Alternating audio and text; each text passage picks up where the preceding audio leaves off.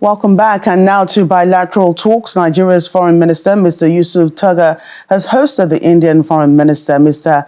Subramanian Jaishankar, in Abuja. Both foreign ministers met for the 6th Nigeria-India Joint Commission, which reviewed the decisions of the 5th Joint Commission and the entire scope of bilateral relations between India and Nigeria. They emphasized the significance of the 6th session as the continuation of the era of meaningful and expanding economic interaction between them.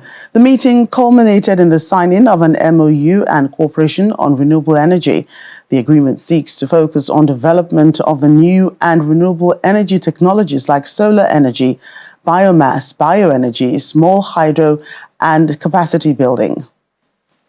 Speaking of the high-profile visits, the U.S. Secretary of State Antony Blinken will be arriving in Nigeria today to begin the third leg of his Africa tour. Mr. Blinken will be coming from Cote d'Ivoire, where he attended the ongoing Africa Cup of Nations at the Alassane Ouattara Stadium. He is scheduled to meet with Nigerian President Bola Tinubu in Abuja later today. He is also scheduled to meet with employees and families of the U.S. Embassy and to hold a joint press briefing with Nigeria's Minister of Foreign Affairs, Yusuf Tuggar. The meeting comes as Mr. Tuggar says efforts to tackle the backslide in democracy, highlighted by the wave of coups that have removed 8 West and Central African leaders since 2020, will top the agenda during his meeting with Mr. Blinken. They will be discussing ways to uphold democratic ideals and importance of strengthening democratic institutions in the region. Nigeria has maintained good relations with Washington as both have partnered on various economic, democratic, and health initiatives. Experts expect the meeting with President Tinubu will also highlight Nigeria's security situation and issues surrounding immigration and China's growing influence on the African continent. And joining us now is former Permanent Secretary at the Ministry of Foreign Affairs, Ambassador Joe Keshi. Great to have you join us from Abuja today. Thank you. Thank you for having me, and Happy New Year. Happy New Year to you too. So why do you think the U.S. Secretary of State, Antony Blinken, is making a second Africa tour just 10 months since his first visit? Is this the second or the third time he's come to Africa since the last 4 years? I think we need to understand that the world is in crisis. Serious crisis for that matter, when you look at what's happening globally. And I think that the Americans are beginning to realize that around the world they need allies. Particularly over the Middle East, over the situation in Eastern Europe. And so you can see the direction of visits that has been, going on. That's not to say that there are no crises even in Africa. You have highlighted the issue of, setbacks in democracy here and there. And of course, the economic situation we find ourselves throughout the whole continent. So there's really a lot, for both governments to talk about. And it's nice it's coming. And I think that gives our government the opportunity also to lay out before the United States some of our concerns, particularly over the situation in the Middle East.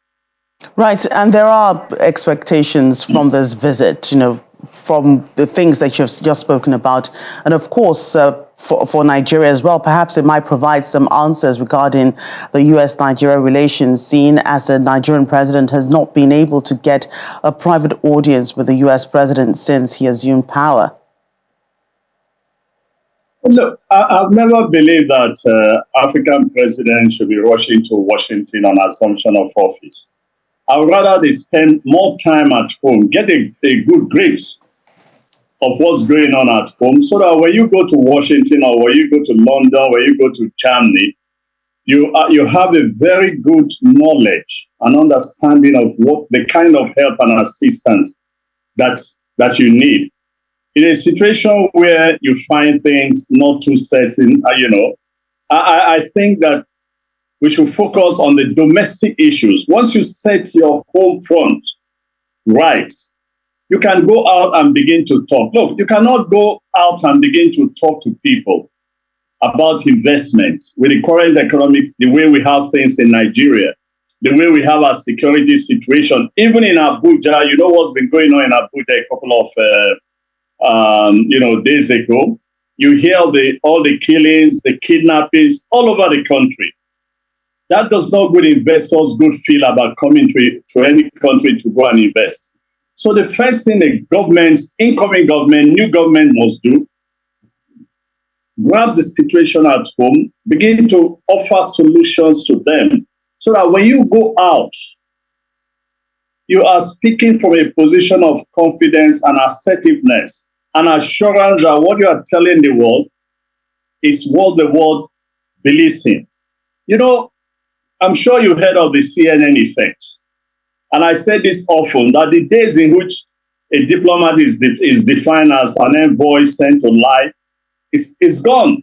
So the president cannot be telling Blinken that everything is good.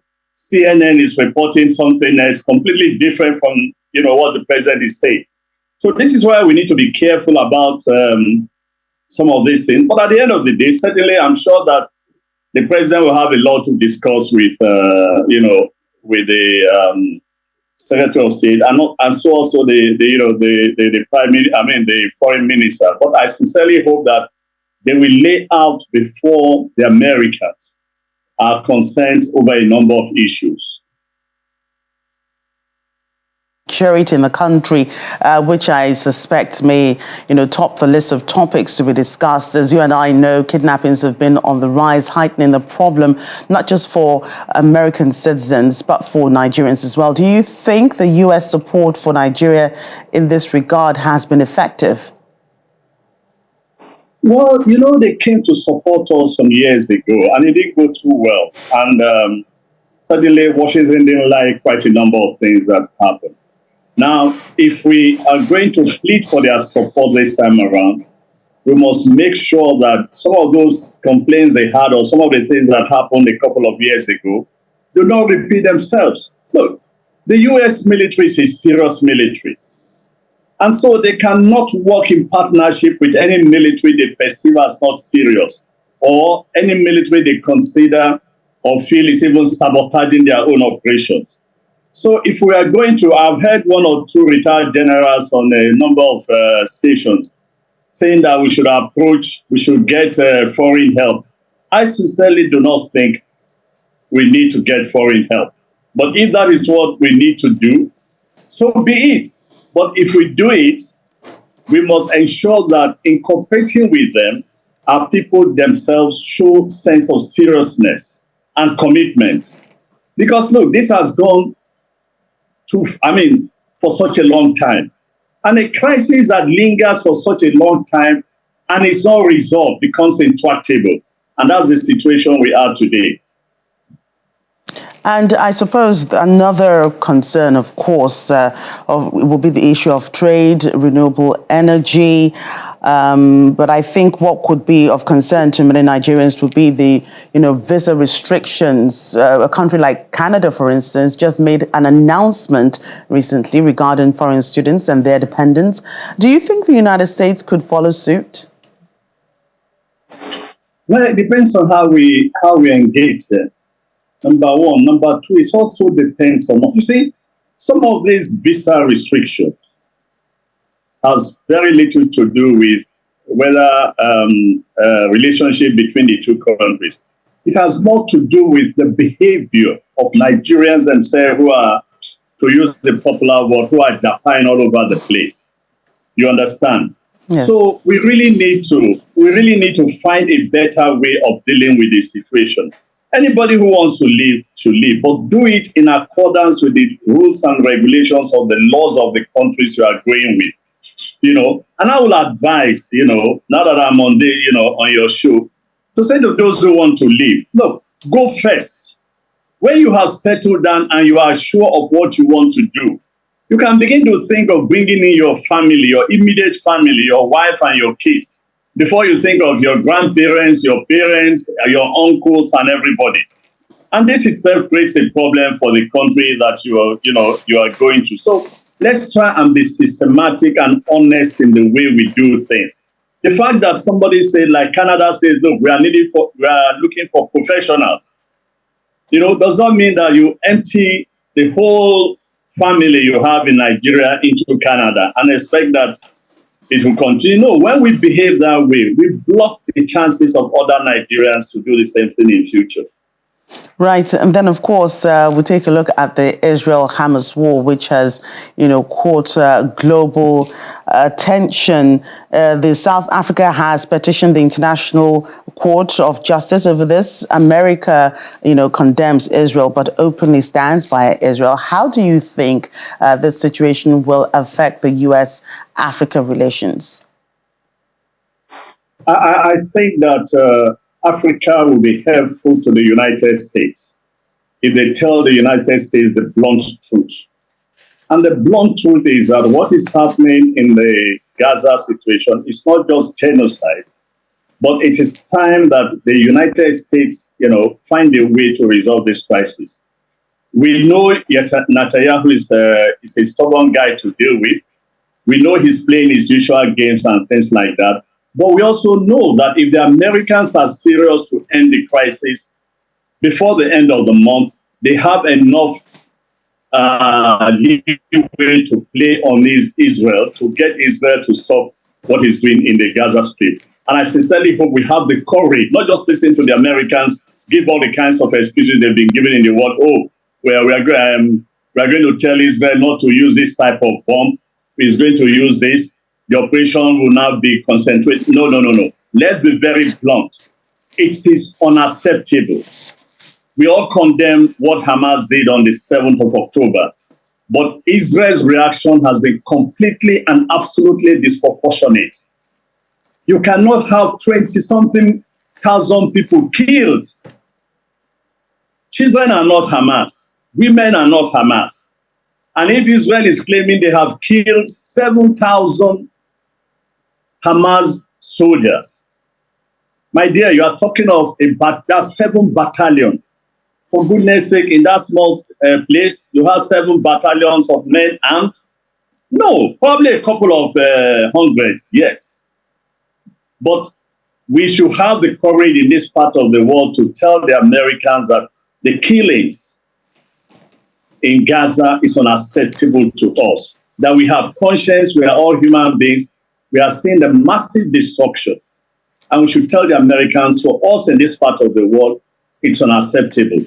The Nigerian president and his team should have the courage to lay it out before the Americans. It will not affect our relation. I mean, these are friends to friends talking.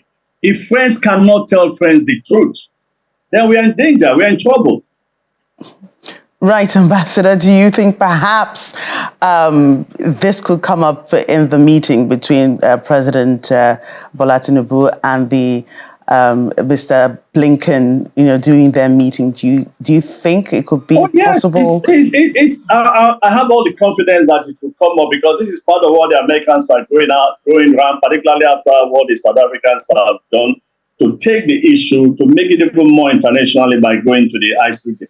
So, one way or the other, it should be the big elephant in the room. Even if they don't raise it, the Nigerian team should raise it and say to them, look, find a way of ending this crisis in Gaza. Period.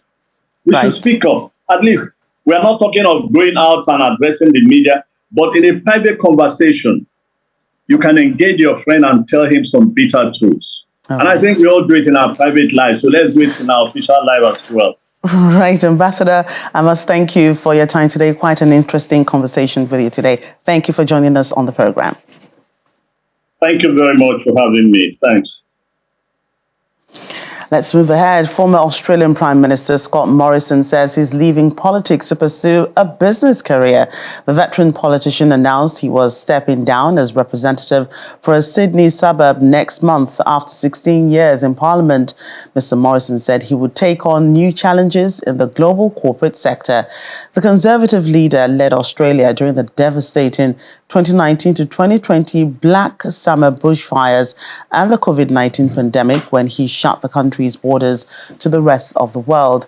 An avid supporter of the fossil fuel industry, Mr. Morrison once brought a lump of coal into Parliament to show that lawmakers had nothing to fear from the black combustible rock.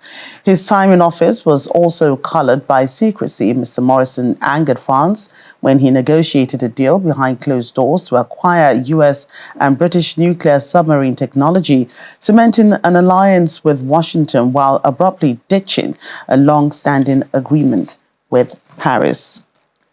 And German President Frank-Walter Steinmeier has welcomed French President Emmanuel Macron to Berlin to discuss diplomatic ties between their nations. President Macron arrived at Bellevue Palace and greeted Mr. Steinmeier before they posed for pictures in front of the German president's residence. Mr. Macron traveled to Berlin on Franco-German Day, marking the 61st anniversary of the signing of the LC Treaty by then Chancellor Konrad Adenauer and French President Charles de Gaulle. On Monday, German Chancellor Olaf Scholz received French President Emmanuel Macron in Berlin for bilateral talks on the situation in Ukraine and the Middle East. In other stories now, a magnitude, 7.1 earthquake struck a sparsely populated part of China's western Jiangxing region early on Tuesday, killing 3 people and causing extensive damage in freezing cold weather.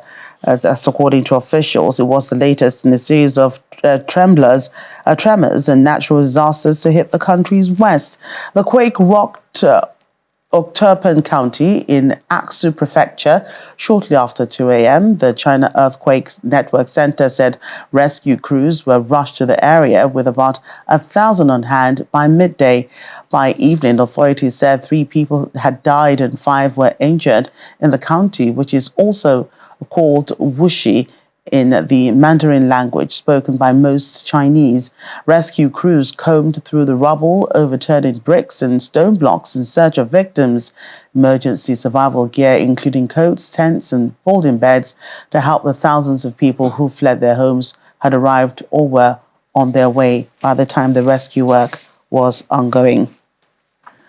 Well, at least 106 students have been injured during a stampede on Monday morning at the lycée Billing de Touche, located in the political capital Yaoundé. According to reports, the stampede was when students who were late for school rushed to enter the school, which had earlier been closed. The situation then took a tragic turn. Many students lost their lives on site, while others were rushed to nearby health facilities.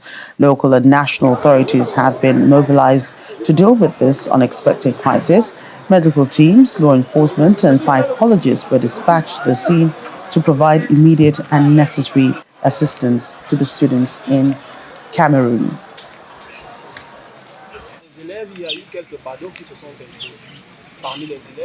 And still ahead of the program, Technicolor display in Amsterdam as the city marks another National Tulip Day. Do stay with us for details.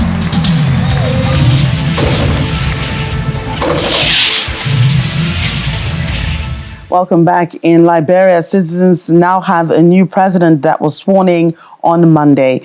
The inauguration saw quite the drama after President Joseph Boakai could not finish his speech, appearing to pass out on stage.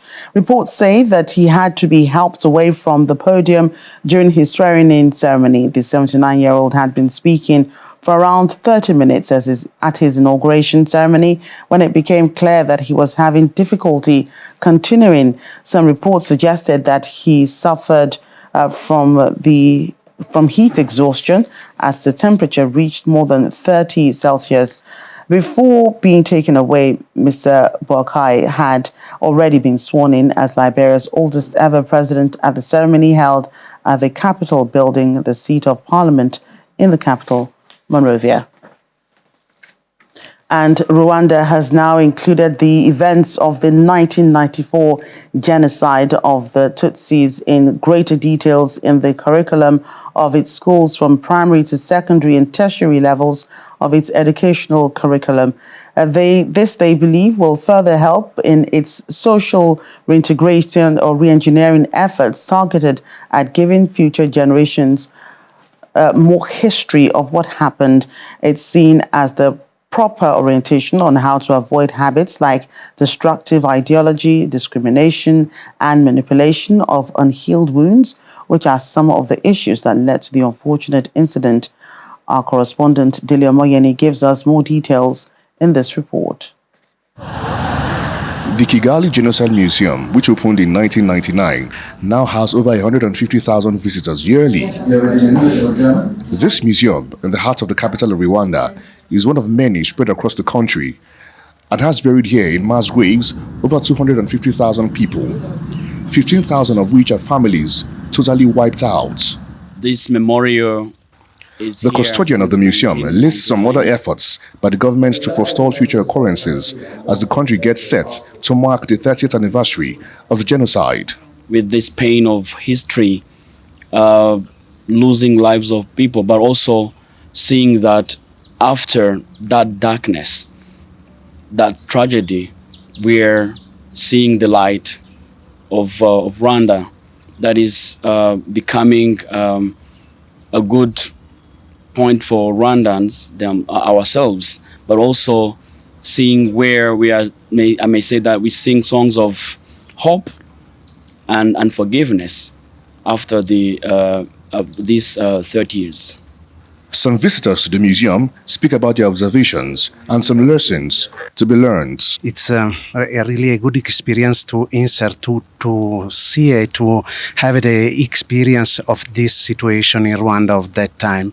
I hope that this old genocide memorial can help young generation, and not only here but all in the world, to not to see again something like this. If you see the situations in situation in the world today with Russia, Uganda, it's tough what's happened there.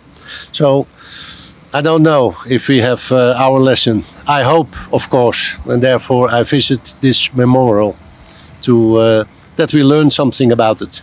I hope so. One thing is clear, the people of Rwanda are ensuring that in keeping monuments like this, they teach the next generation of the evils that happened before and during the 1994 genocide to prevent future occurrences from happening. From the Kigali Genocide Memorial, Delia Moyeni for Channels Television News.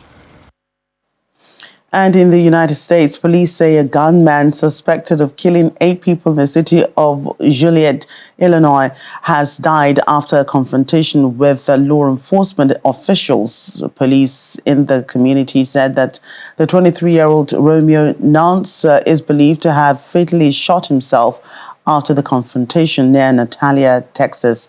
He's suspected of killing 8 people at multiple locations. 7 of the victims were found in 2 nearby houses by police on Monday. The 8th was found earlier on Sunday. The identities of the 7 victims discovered on Monday have not yet been released. Our Washington correspondent, Maria Birds, joins us now. Maria, we have another clear case of gun violence in the United States. What more do we know about the shooter and, of course, the motive? Yes, you are correct. This is another case that we've seen, and unfortunately, we are seeing it in a community. As you mentioned, there were 2 homes where individuals were found dead, and so it appears as if there's not a clear motive as to exactly what occurred. And but obviously, we have been noticing for quite some time now that mental instability is one of the greatest challenges that many Americans are experiencing, and so they are obviously looking at all of to social media. If there is any, they're looking at any signs of any mental health issues that were reported within the health departments.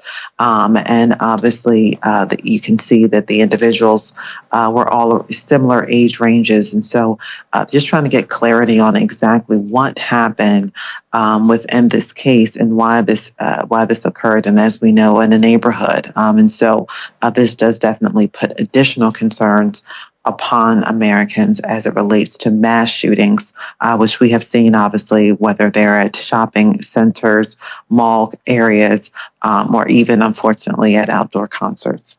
Right, and why is police hesitating to announce, who the victims are? Well, they have announced some descriptions of the individuals. They have not yet been able to, and a lot of that is because they have to reach family members. Most of the time, they are not able to release any information about the individuals' names and things of that nature until they have notified the family that this what has occurred.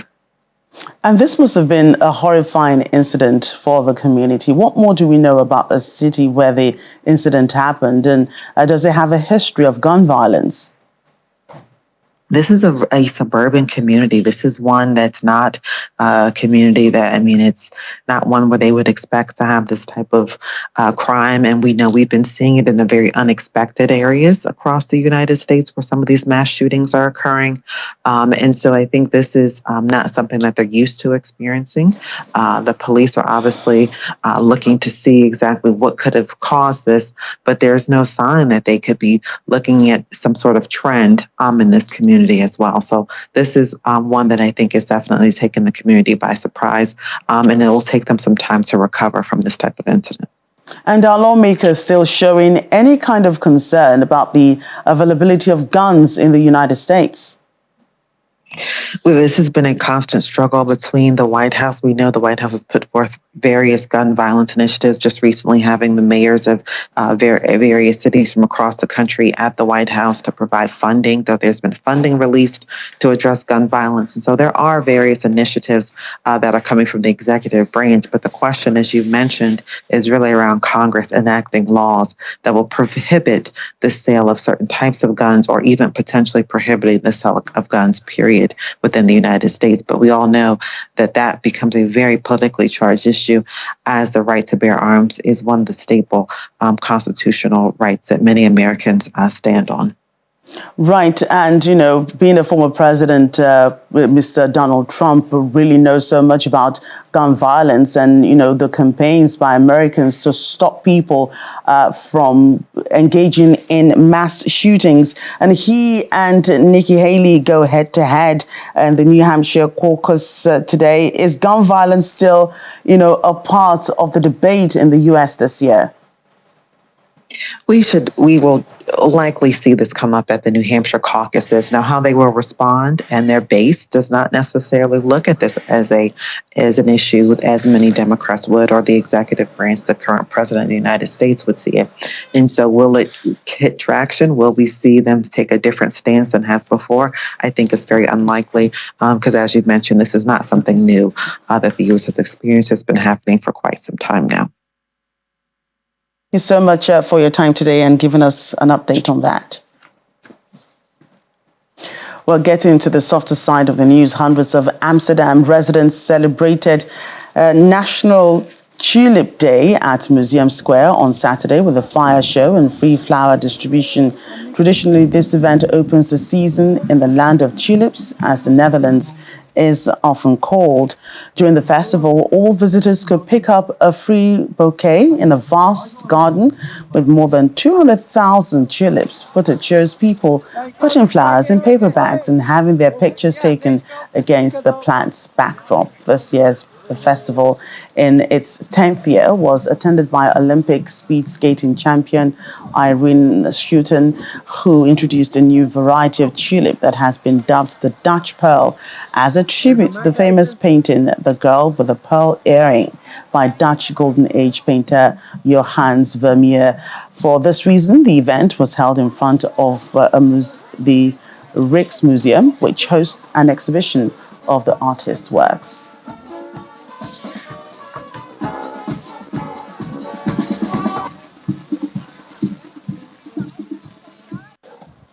That's our show today. Thank you for watching. I'm Joker Rogers. Bye for now.